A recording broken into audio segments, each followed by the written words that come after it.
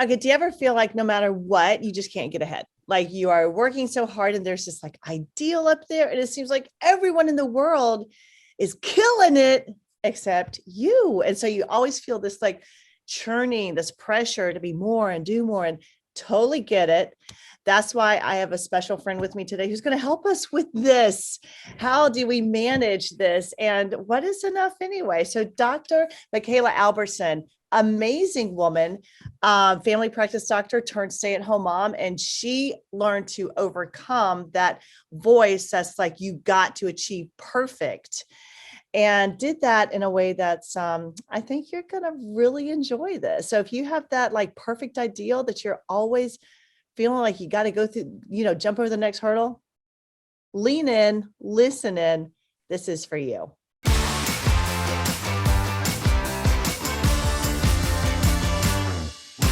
All right, Dr. Mikala Albertson, thank you so much for being with me today. Thank you so much for having me. It's an honor to be here with you. Oh, it's so much fun. I love talking about this topic because I feel like, you were a stay-at-home doctor. You still do that, but you're mostly a stay-at-home mom right now. And that decision, I love that decision because it was a decision I made. I quit being a behavior therapist so I could stay home with my kids, and turned out to actually even expand my career by being a coach. But I feel like a lot of people, even if they're on the career track or they're on the mom track or whatever, there's always this pervasive idea that everyone else is killing it, but you. And so you can feel like, what, I got to get ahead. I got to get ahead. So I want to talk about that because you wrote an entire book, Ordinary on Purpose, which I want to talk about that. Like, tell me, how did this come about? What did you experience so that other people who are listening or watching right now can be like, okay, she knows her stuff. She knows what she's talking about. Well, I think you're right. I think we are sort of surrounded by the messaging of the world that life should look a certain way, that it should be bright and shiny, and that we're out here trying to have the most perfect life possible, right? And I think when we notice our life isn't looking like that, we're then sort of fed all these articles and Pinterest pins and posts about maybe how we could do better at that, right? That we must be doing it wrong if it's not looking bright and shiny. But really, when I look at my life now, I think most of the ways I spend my time are pretty ordinary. I mean, you have a whole Right? herd of kids. I have a I've pretty got good 7 of herd of them. kids. I got 3 grandkids. Like Yeah.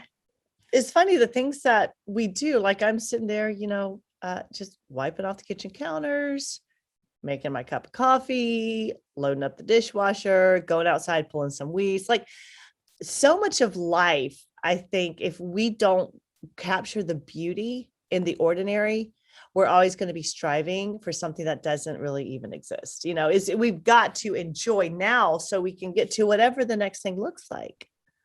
Right.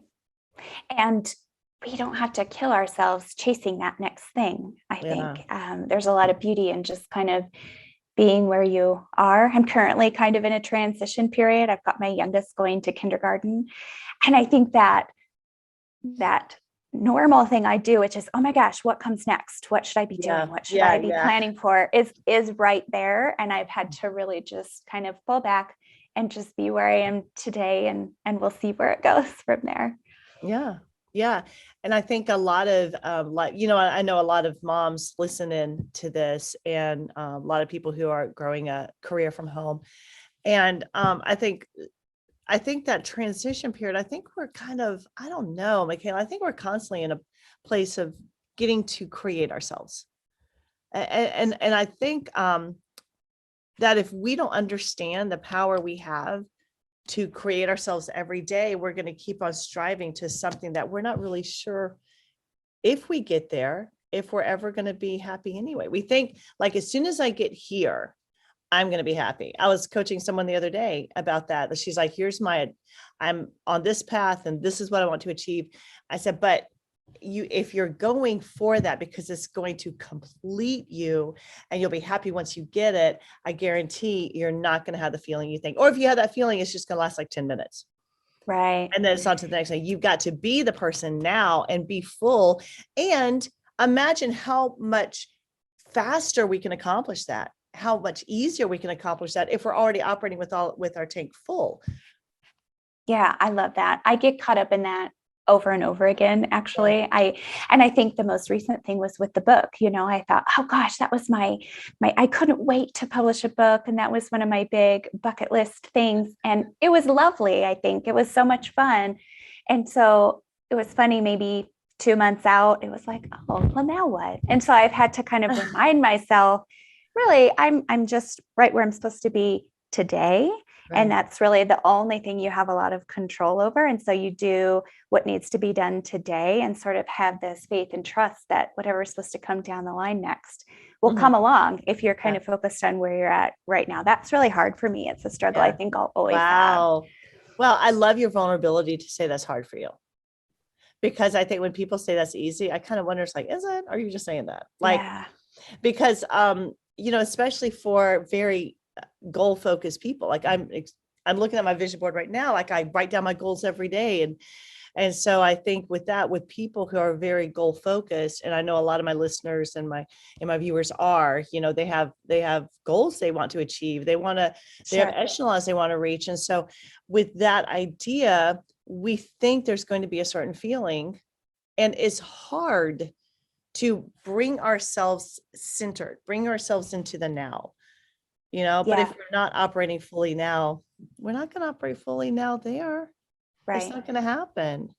So how did you, was there a moment when you're like, what the heck am I doing? Why am I working so hard? Like, I want you to go back and tell us about that moment. Sure. So I think I kind of grew up and sort of bought into this idea that I'm in control of all the things. So if I just work hard enough and I make all the right choices and I line up all the pieces just right, then I can have whatever kind of life I want. Right. Mm-hmm. And I think we do get to make a lot of choices, but then there are so many things that are out of your control. And that's, I think, where the trick is for me and still is. But I found myself thinking, okay, I have to have the perfect husband. I want the perfect family and have the perfect career. And then I'm going to balance motherhood and career just perfectly. Like that was my life plan. Wow. And I sort of found myself then in the middle of all that striving with a husband who became addicted to drugs and alcohol. Oh, honey. And I was working 80 hours a week at the hospital trying to finish residency. And I had 2 little boys at home at the time who were 3 and 1. And it just all became so heavy. Like, I can't carry this much stuff. This is too much now. And none of my plans, none of my little pieces were working out the way they were supposed to be. So I sort of had what happened? Like, here you are. Okay. You're working 80 hours a week. Your husband's an addict. Don't leave us there. Like, what happened? That's okay. And then stay tuned for the next one. You know how on Netflix, they're like, the next episode is loading up. You have 3 seconds. Okay. Or the next season. Just give us the 3 seconds. 3-second pause. Now tell us what is in the next episode, because surely you're not there now. So what happened? Sure. So we're not there now. So this is sort of what I write about in the book is I had a real surrender time of my life where I had to I had certainly tried all the things I could do, everything I could think of to try to fix this problem. I had certainly tried counting pills, following, checking up, just trying to fix this or that, or maybe if I take care of this, it won't be so hard for him to do that. Sure. Okay. And I think there just came a time when I had the realization, I don't think any of this is going to go how I wanted it to go. He's either going to get better or he's going to die. And I have to let go of whatever that outcome is going to be. So I write about in the book sort of my surrender moment. And it wasn't that anything really happened. I think I just reached this point of exhaustion that I decided I'm going to really have to save myself here. And I'm going to have to do the next right thing for me. And that's sort of how we went forward. And again, there was no magic answer that came the very next day. It was sort of a subtle mind shift of, right. I can't fix this. I don't know how this is going to go. God, this is yours now. and Mhm. I'm going to be okay with however it goes. And he did eventually end back up in rehab. And we lived apart for 6 months. He lived Wow. in a 3/4 way addiction recovery house, and I moved into a new house with our boys. That was kind of at the same time that residency ended, and I got to start in my own family practice. And I chose to just work 3 days a week because I knew that it was too much. So I started making much more deliberate choices um, about things that I could control. I think before I was trying to make choices for all the people out there, but I had to really just turn to the things I could control. Wow. That is so cool. That out of that surrender moment. And sometimes people, sorry, you can edit that out. I think often we think it has to be that magical movie moment, that there has to be like some big thing that happens and there's like a sunset and we're like, it's the music is playing in the background and we're like, from this moment on, and we draw a line in the sand and we have to have like significant change the next day. Like there has to be something significant. But for you to share that there really wasn't anything magical, I think is very empowering. Because if we think there has to be some type of movie, dramatic episode that couples our obedience, then we're going to think that it's reliant upon that and we're not going to follow through. But for you saying it was actually just getting to a decision and having that surrender moment where it's like, I probably have to save myself. Probably can't save the world till I save myself. And then the next day, nothing changes, except now you have resolve. And you're like, no, I'm changing. I don't have to see changes in my life or in this relationship or in my marriage or in this person or whatever that looks like. I'm going to really, really zero and get dialed in on the change in me. And out of that, I know my circumstances are going to change. Maybe not the next day. It's not going to be a 24-hour fix, but I know I'm on the right track now. And I think that helps a lot of people understand that what can happen as a result of that discipline and operating in obedience. Yeah, I started going to Al-Anon, which Yeah. is sort of the recovery movement for the family and spouse and Right. friends of Right. alcoholics. And they had this really wonderful prayer just for today. And it goes on for a long time, but it just sort of talks about, I don't have to do my whole life all at once. I don't have to do this whole year all at once. I don't even have to do this whole week all at once. I'm just doing this day. And this day, these are the things, that I'm going to focus on. And if we do that every day, then change does come. And so I think it's why I wrote this book. My husband's 14 years in recovery now. And so I had to write it later. And so I can look back and I can see sunset moments. I can look back and I can see where the turns happened or really significant change happened.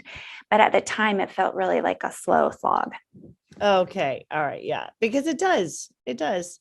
Like I think about, when I remember hitting that moment and it's just my life was, my house was cluttered. We were drowning in debt. I was out of shape, like everything that could go wrong. And you had this moment where it's like, all right, God, my way is not working. It's going to be your way. But the next day I still had laundry. Yeah. Piled up, I had folded the laundry. Actually, I had dishes in the sink. I still had, creditors calling. And so it's like, oh, but nothing changed about my life. Yes, it did, because my heart had to change. And so now I can approach all these situations differently. So you had this moment and you saw what, how you changed and your resolve, and you started doing those things that are going to get you out of this. When did you start seeing a change in your life? Yeah. When did you start seeing that? It was just really slow. I felt like when we moved back in together after 6 months, I was really skeptical and, sort of guarded. And I think that we spent some time learning how to live together again and sort of as the same people, but new people. That was when we started praying together, which was really awkward and hard. But I think it was like, okay, let's do this together. And I think I really noticed the change. I sort of had this before and after in my head when we moved to Utah, because we had never really lived out of the state of Nebraska. So we grew up there. And it was like suddenly we were choosing something new and different. And we've been here almost 10 years now. And so I do sort of have this before and after in my head, but that was a few years down the road. Yeah. Where I really thought, okay, I think we're moving forward now, changed. I think we're moving forward different now. Very So cool. it took a good long time. Yeah, I'm sure it did. But now, like, think if you had never made that decision, though. Yeah. Like, you can look back at that past version of you and say, yeah, girl, yeah, you did that. That was a really scary decision because when we moved, I'm sure. yeah, Because you don't know if he's going to live or die. right. You're literally like, here, God, here's my husband. And I was the breadwinner then. And so I was making the money. And when we moved, we decided I would start staying home for the most part. And I just worked 1 day a week.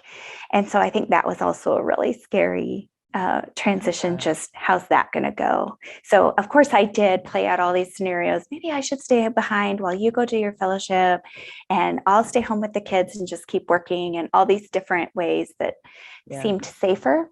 Yeah. But yeah, I'm happy that we made the choice that we did. That's so cool. Now, you talk about living in ordinary life, like surrendering perfect and discovering beauty amidst the rubble. Like that, surrendering perfect, that's hard.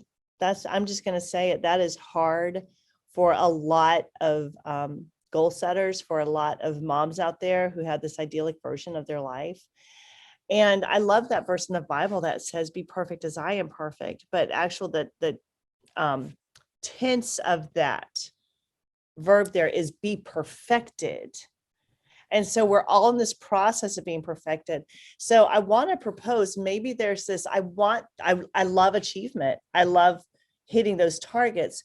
So maybe there's this process, instead of like, that is the goal, maybe the process of pursuing it with obedience and peace. Maybe that's the goal. I mean, what are your thoughts on that? Yeah, I love that. I have a piece that I wrote once about how the prize is in the process. How most of the time when we get to whatever goal we've achieved, you're right, it feels good for like 10 minutes. But when you step back and look at it, it was actually the real prize was sort of the process of getting there and the hard work that you put in. And so that's how I feel about so many things. My marriage now, my motherhood, it's all the years of building that you've done. So yeah, I focus so much on the ordinary, I think, because I don't want to miss the things that are happening today. Yeah. With my eyes always on the prize. And so enjoying the process as it happens.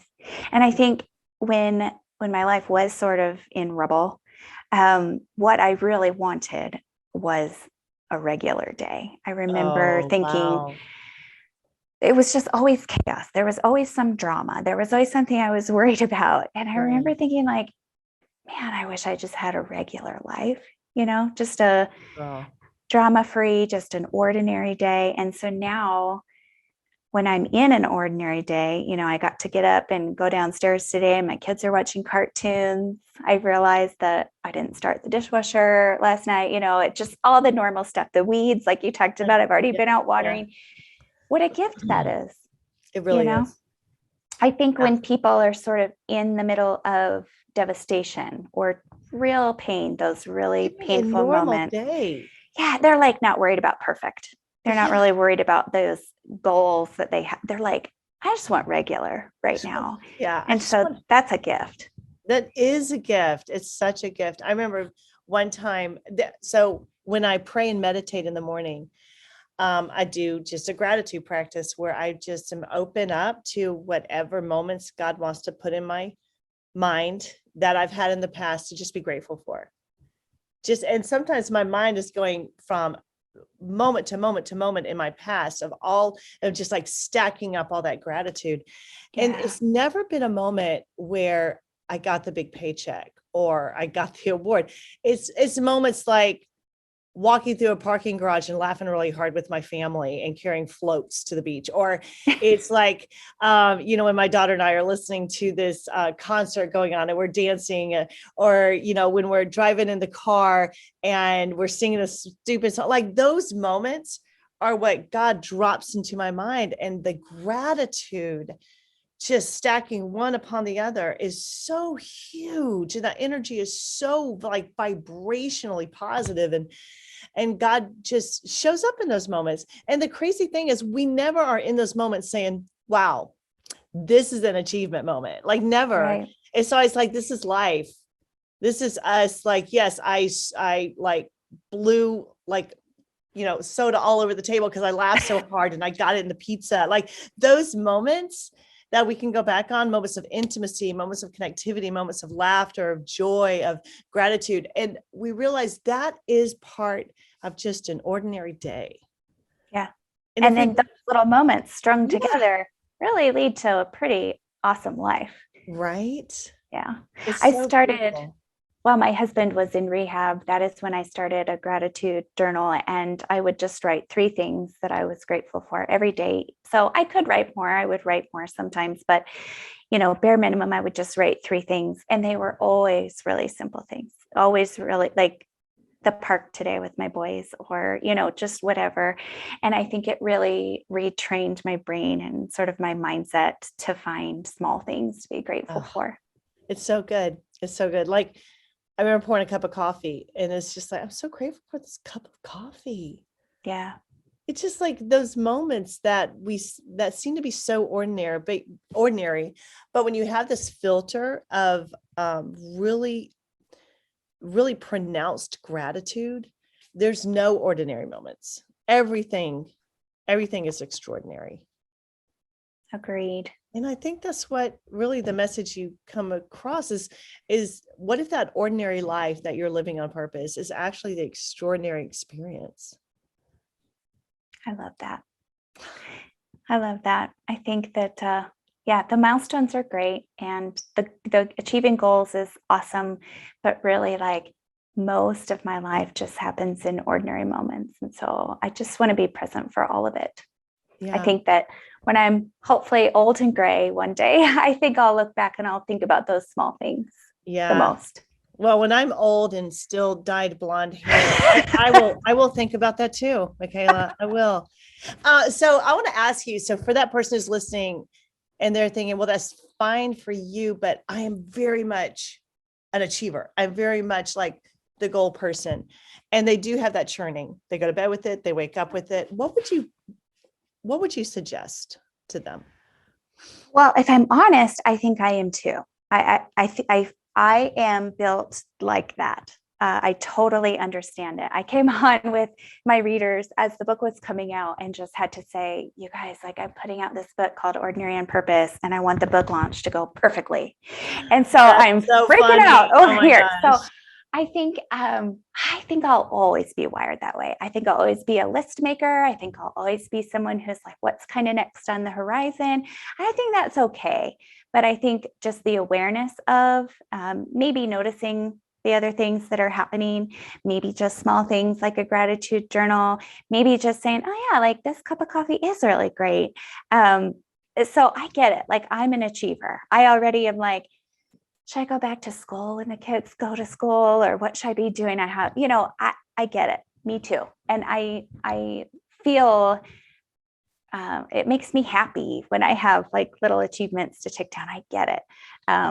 But I'm trying to have a little perspective, I think, and then also just notice my life, notice the ordinary things, notice where your feet are today.